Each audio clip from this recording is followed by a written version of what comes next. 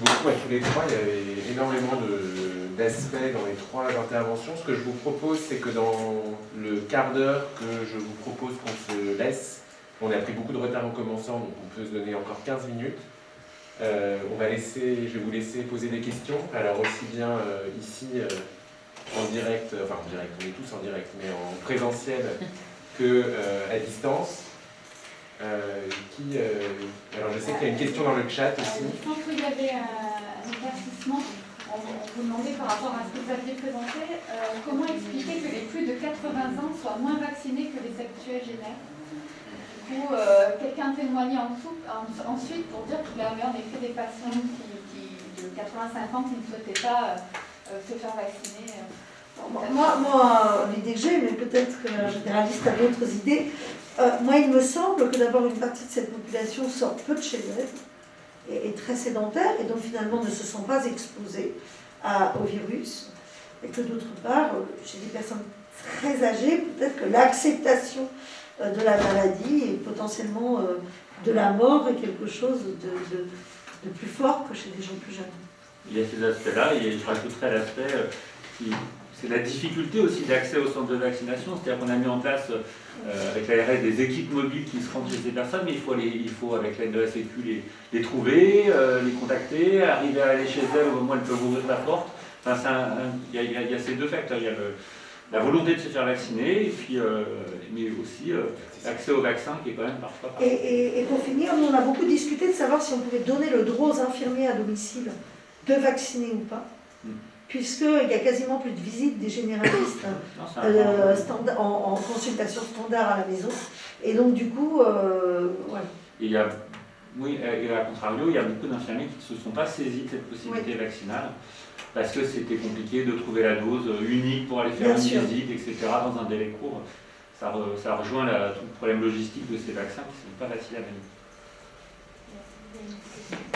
Bonjour, François Presse, je suis vice-présidente de la Commission nationale de santé publique et bioéthique du Grand Orient de France, mais ce n'est pas à ce titre que j'interviens aujourd'hui. Une première remarque, c'est qu'on a quand même peu parlé du médecin traitant, y compris d'ailleurs de l'inégalité que peut représenter le dialogue avec le patient par rapport à sa volonté vaccinale, et que c'est aussi un gradient éminemment socialement marqué, que les plus défavorisés sont parfois en marge possibilité d'avoir recours aux médecins traitants, et c'est peut-être un facteur qui pourrait souligner. Les chiffres ne montrent pas vraiment d'inégalité importante dans le recours aux médecins traitants, mais par contre le dialogue avec ce dernier est certainement très socialement différencié. Si je peux me permettre de oui, mais le fait d'avoir un médecin traitant est lui-même socialement extrêmement marqué. Enfin, je le crois, tout au moins. Je crois que c'est un point. Il y a quand même beaucoup, c'est 98% de la population qui déclare un médecin traitant. Après, savoir si elle le consulte, c'est une autre question.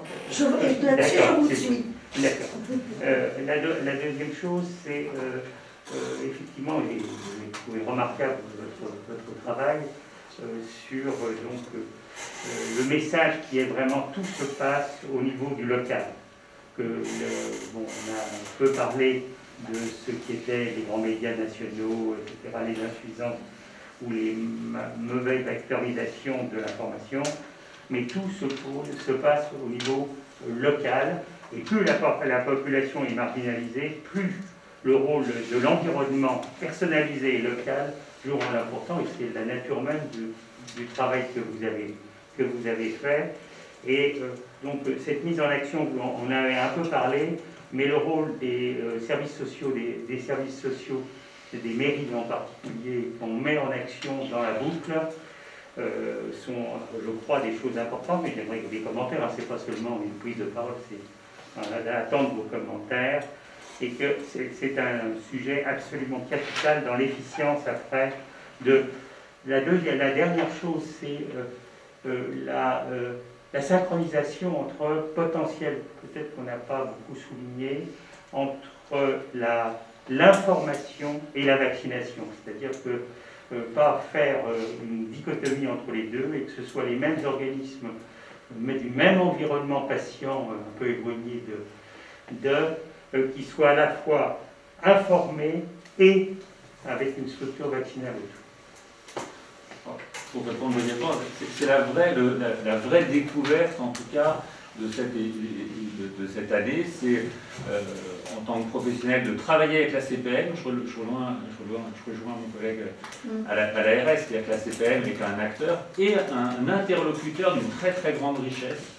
Donc ça, c'est au niveau, on va dire, semi-local, parce que c'est les CPM, donc au niveau d'un département.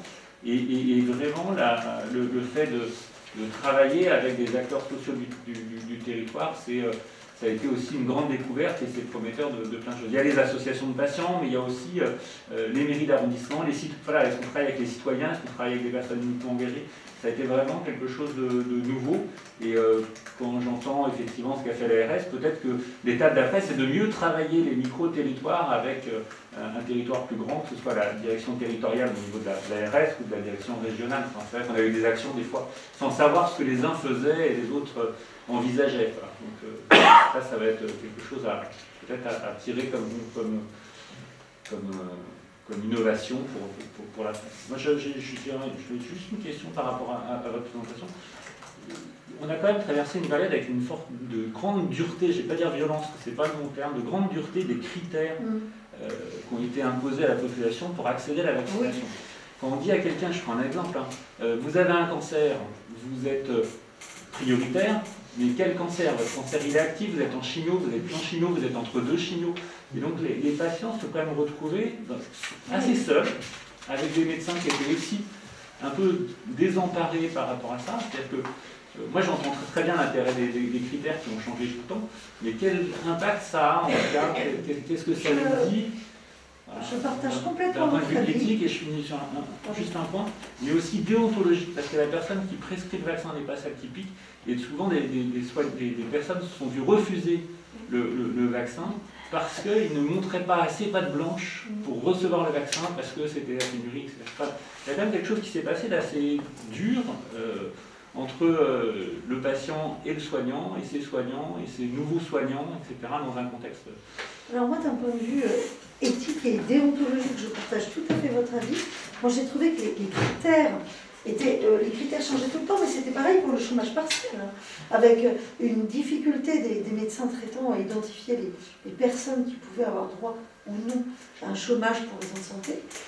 Et d'un point de vue déontologique, moi j'ai été quand même extrêmement choquée qu'une prescription par un médecin puisse être remise en question dans un centre de vaccination par quelqu'un d'autre. Parce que, effectivement, pour les personnes qui avaient la bonne année, mais enfin, s'il y avait une prescription, normalement, une prescription médicale n'est pas remise en question. Assez rarement, quand même. Ah, mais là, on s'est retrouvé dans des situations en pratique qui a été très fréquente. Et je pense que... Qui se sont quand même retrouvés dans un rôle qui n'est pas le leur. Est-ce que le rôle du soignant, c'est d'accepter de refuser un soin? Et ça, c'est aussi, on a vu ça aussi, quand on est passé de l'acte de soin en vaccine pour protéger les gens, à l'acte administratif en vaccine pour qu'ils puissent voyager. C'est quand même assez inédit dans l'histoire du soin. C'est-à-dire que, voilà, moi je ne travaille pas à la préfecture de police. Ça arrivait peut-être avec certains vaccins contre la fièvre jaune. Les gens qui veulent voyager, on leur dit, mais non, c'est pour voyager, comme s'il y avait une mauvaise raison d'être vacciné. Bien sûr, bien sûr. Peut-être que Luc Ginot voudrait réagir aux différentes questions et remarques. Une précision sur ce qui a été dit avant sur les acteurs locaux, les CAS, etc. Je crois qu'on est tous d'accord sur le fait que ce qui permet de réussir, c'est effectivement l'engagement des acteurs locaux. Cela dit, je pense que la situation est très différente dans des territoires sur lesquels, par exemple, le taux d'abstention électorale est considérablement important, ou le taux de personnes qui n'ont pas le droit de vote est également considérablement important, ce qui veut dire que l'éloignement du débat public et participatif peut être des fois plus important dans certains territoires que d'autres. Tout ça pour dire que je pense que ce qui, moi, me semble avoir marché, dans les endroits dans lesquels il n'y avait pas une espèce de prétention du territoire et si j'ose dire, c'est-à-dire que c'est l'endroit dans lequel, oui, il y avait le CCS, mais le CCS voit certaines personnes et pas d'autres, il y avait les associations qui voient certaines personnes et pas d'autres, il y avait les bailleurs sociaux qui voient certaines et pas d'autres, et puis il y avait l'assurance maladie et les services de l'agence parfois.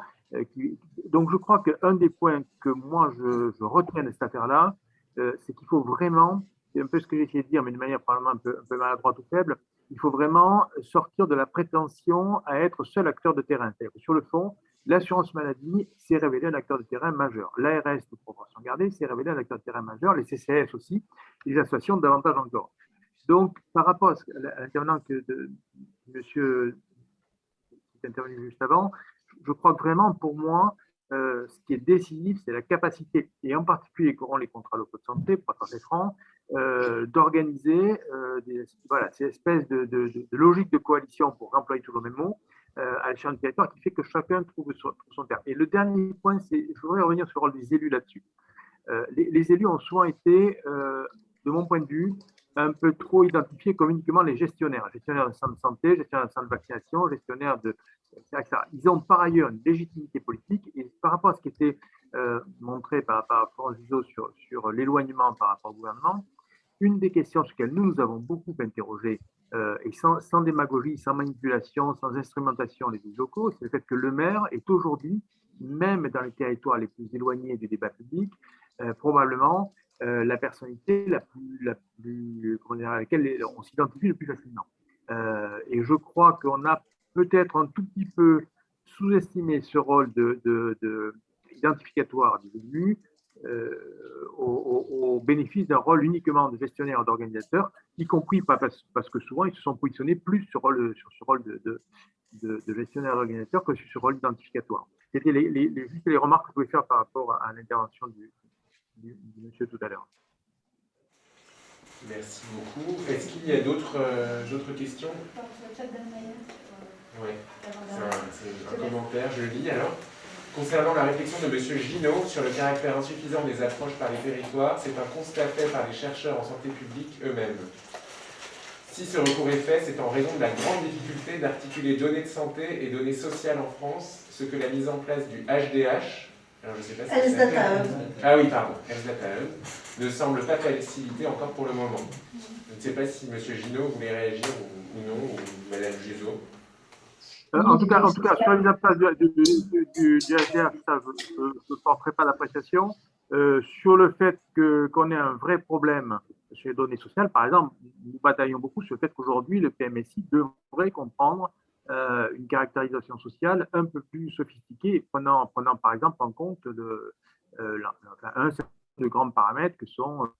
il m'est arrivé par exemple je vais vous donner un exemple de lancer une étude sur les réanimations dans la troisième vague qui tiennent compte en particulier de la densité d'habitat, c'est-à-dire qui demandait simplement est-ce que le logement est surpeuplé ou pas surpeuplé. Je n'ai jamais réussi à obtenir ces données du système hospitalier et encore moins de recueil volontaire. Donc je crois qu'effectivement, on a une vraie interrogation, qui n'est pas qu'une interrogation éthique, sur aujourd'hui, les données sont en partie, les données de routine sont en partie aveugles vis-à-vis de la caractérisation sociale, sociale ou socio-environnementale. Oui, alors d'une manière générale, les données administratives, elles sont très bonnes derrière le truc Big Data, mais enfin elles sont construites par des administrations en fonction de la manière dont elles les utilisent. Donc les données de l'assurance maladie, au départ, n'ont pas d'informations socio-économiques sur les individus. Et on utilise beaucoup d'indices de déprivation, mais qui sont écologiques, donc qui sont calculés à l'échelle des territoires, et donc du coup ça pousse à avoir une approche territoriale. Le croisement de fichiers est toujours compliqué et toujours a posteriori. Et donc, on a vu aussi pendant la crise, là, qu'on avait du mal à obtenir les données administratives en temps réel. Et donc, c'est pour ça qu'on a fait aussi des données d'enquête qui ont leurs avantages et leurs inconvénients. Elles sont déclaratives, mais parce qu'elles permettaient d'avoir ce mélange entre ce sanitaire, ce social, et d'être collectées parfois peut-être plus vite qu'on ne pouvait avoir des remontées administratives. Et ça serait qu'il y a des pays qui ont des indicateurs sociaux dans leurs données administratives. La Suède est toujours donnée en exemple. C'est juste la manière que l'élément peut-être pour compléter, mais si tu veux aussi… Moi j'aurais éventuellement deux questions. Madame Mayer, vous voulez poser une question? Vous pouvez ouvrir votre micro. Compléter, je pense. Pour compléter. Alors, en l'occurrence, c'est une recherche que nous menons dans le cadre avec le soutien du Cancéropole Grand Sud-Ouest pour justement interroger cette non-porosité des données entre les données sociales et les données de santé. Et il y aurait vraiment besoin de programmes de recherche d'ampleur qui étudient les raisons juridiques, historiques, parce que enfin, dans le cadre des recherches que nous menons sur Toulouse avec l'IFERIS, donc avec des chercheurs en santé publique, on voit bien comment c'est vraiment des phénomènes structurels et qu'on ne peut pas faire appel seulement à la bonne volonté, à une culture du partage des données. Ce sont des raisons fortes et constantes qui font qu'effectivement, il n'y a aucune donnée sociale dans le PMSI et que les données sont entre les données INSEE, les données de la sécurité sociale sont extrêmement difficiles à faire combiner. Nous avons des collègues en santé publique, équipe INSERM, qui attendent depuis 1 an l'accord pour mener une recherche croisant certaines de ces données et qui n'ont toujours pas pu engager la recherche. Et ça, ça serait un objet de recherche en soi à travailler parce que, enfin, j'admire les travaux de Madame Juzo dans ce qu'elle, mais justement qui nécessitent des enquêtes ad hoc parce que les données constantes ne permettent pas d'y avoir accès. Alors j'aurais une question en guise de conclusion, parce que là le temps, voilà, le temps est fini de cette table ronde. Vous avez dit tous les deux, Madame Juzo et Monsieur Ginaud, que le lien entre les conditions de vie et la santé, et les inégalités de santé était devenu de plus en plus conscient. Donc ma question c'est qui en est conscient? Et qu'est-ce que ça change, qu'est-ce que ça peut changer à long terme dans les politiques de lutte contre les inégalités sociales de santé? Alors c'est une question assez vaste, mais peut-être pour conclure, qu'est-ce que ça pourrait changer dans l'avenir? Et peut-être aussi Monsieur Hémy qui voudrait dire quelque chose à ce sujet. Alors, moi je dirais que j'ai l'impression que les administrations, quel que soit leur niveau, ont vraiment pris conscience de l'importance de ces inégalités qui étaient connues mais qui n'étaient pas complètement conscientisées. Je ne sais pas comment le dire. On savait que le phénomène existait si on posait la question, mais il n'apparaissait pas comme une évidence à prendre en compte. Ça, c'est mon premier point. Je dirais aussi, et ça rejoint ce qu'a dit M. Ginaud, que là, on a montré l'importance, ça a été dit, et je pense que ça diffuse, l'importance des conditions de vie, des conditions de travail, etc., sur une maladie. Or, quand on posait des questions sur l'origine des inégalités sociales de santé, ce qui était massivement répondu par les gens, c'est que le fait que les personnes plus pauvres meurent plus précocement était lié à leur comportement à risque, notamment au tabac, à l'alcool, ici un peu l'obésité, et donc on flirtait avec une idée de responsabilité dans ces inégalités sociales de santé. Mais il me semble aussi que cette crise, elle a peut-être déplacé ce point de vue de responsabilité pour aller vers une idée de circonstance. Et donc si je mets dans un cadre d'égalité des chances ou de philosophie de la responsabilité, je pense qu'on va passer dans un monde où ces inégalités paraissent peut-être plus injustes qu'elles ne paraissaient il y a quelques années. En tout cas, c'est mon espoir. Monsieur Ginaud et Monsieur Hémy, vous voulez... Sachant que toutes les études montrent que l'effet des circonstances est beaucoup plus important, bien sûr, que les facteurs de risque. Donc c'est plutôt un rétablissement de la réalité. Voilà. Sur ce que ça va changer en termes de politique publique, je crois que d'abord, au moins en Ile-de-France, je ne sais pas ce qu'il en est forcément ailleurs, mais au moins en Ile-de-France, on sent bien qu'il y a une vraie bascule. Aujourd'hui, quand on aborde, d'abord, il y a une vraie collaboration entre l'ensemble des politiques publiques menées par le préfet et l'ARS. Là, sur les champs, par exemple, de la périnatalité, la politique en termes de l'hébergement, du logement, des conditions de travail des femmes enceintes est tout à fait structurée. Je pense qu'il y a vraiment des choses qui se déploient de manière tout à fait importante. Alors, c'est probablement plus vrai sur la grande précarité que sur d'autres sujets qu'on ne sait pas encore très bien attraper et qui sont en particulier les sujets des conditions de vie, ce que j'appelle très bêtement les petites gens, et on voit bien ce que ça veut dire. Donc du point de vue des politiques publiques, je crois qu'il y a une avancée énorme. Là où je suis un peu plus inquiet, c'est du point de vue d'une mobilisation de l'ensemble des acteurs. Je vais donner un exemple. On a lancé un appel à projet cette année avec des sommes assez considérables, puisqu'on avait 3 millions d'euros sur l'affaire pour des projets à hauteur de 200 millions chacun, sur la question des approches structurelles des inégalités autour de l'emploi précaire, logement de mauvaise qualité et ségrégation et discrimination. Nous avons eu très peu de demandes. La majorité des projets étaient totalement hors du sujet. Il a fallu qu'on aille, nous, aller chercher des porteurs de projets. Et je pense qu'en fait, derrière ça, quand on dit travailler sur le lien entre logement et santé ou travailler sur le lien entre inquiétude de perte d'emploi et santé, on ne sait pas très bien comment aller harponner les difficultés, comment mener une action concrète. Donc je pense que pour moi, l'enjeu essentiel, c'est de passer d'une conscience politique à une action concrète. Je rajouterais que le plan Ma Santé 2022, ou 2022 je crois, par la création des communautés professionnelles territoriales de santé en fait, qui réunissent le pluriprofessionnalisme et les structures à l'échelle d'un territoire, comporte des missions justement de lutte contre les inégalités, dans le sens où favoriser l'accès des patients handicapés sans un médecin traitant aux soins non programmés, créer des parcours, on peut le voir sur le sport par exemple, le sport santé, etc. Voilà, je pense que ça va, en tout cas à cette échelle-là, moi qui est la mienne, il y a quelque chose qui est en train de bouger. Je ne sais pas, sur le 14e, il y a la volonté de monter ce qu'on appellerait une passe ambulatoire, en fait, en parallèle de la passe hospitalière. J'enverrai tout le projet à M. Gillot, parce que l'ARS est clairement partie prenante là-dessus. Mais l'idée, c'est effectivement...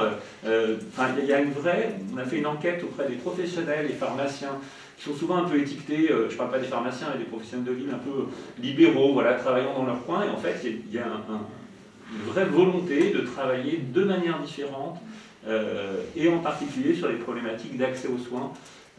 Voilà. La précarité, ça englobe plein de choses, donc je ne peux pas la résumer comme ça, mais moi je suis assez optimiste en tout cas, et je pense qu'il y a des territoires pilotes qui vont travailler ensemble, qui vont pouvoir faire des choses assez vite. Merci beaucoup à tous les trois. On peut peut-être